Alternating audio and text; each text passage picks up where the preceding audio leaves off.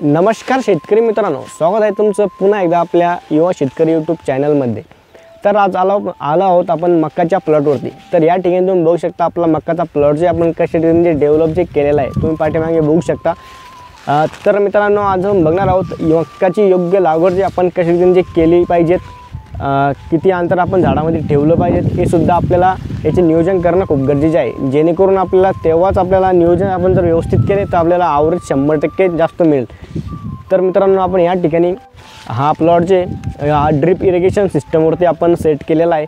तर मी तुम्हाला थोडीशी माहिती जी आज आपल्या व्हिडिओमध्ये देणार आहोत, तर तुम्ही व्हिडिओ न स्किप करता बघा, जेणेकरून तुम्हाला थोडक्यात माहिती जे कळेल, जेणेकरून आपण कशा रीतीने जे आपण ड्रिप इरिगेशनवरती सेट जे आपण प्लॉट कसा केला आहे हे सुद्धा तुम्हाला माहिती मिळून जाईल। तर मित्रांनो त्याआधी आपण जर आपल्या चॅनलवरती नवीन असाल तर आपल्या चॅनलला सबस्क्राईब नक्की करून ठेवा, जेणेकरून तुम्हाला समोरचे व्हिडिओ लवकरात लवकर तुमच्यापर्यंत नोटिफिकेशन बेल येऊन जाईल। तर बघूया आपण थोडक्यात कशा रीतीने जे आपण हा प्लॉट जे ड्रिप इरिगेशनवरती कसा सेट केलेला आहे आणि कशा। तर शेतकरी मित्रांनो या ठिकाणी तुम्ही बघू शकता आपला प्लॉट जे आपण कशा रीतीने जे डेव्हलप जे केलेला आहे हा तुम्हाला संपूर्ण प्लॉट जे आपल्या व्हिडिओमध्ये दिसत आहे।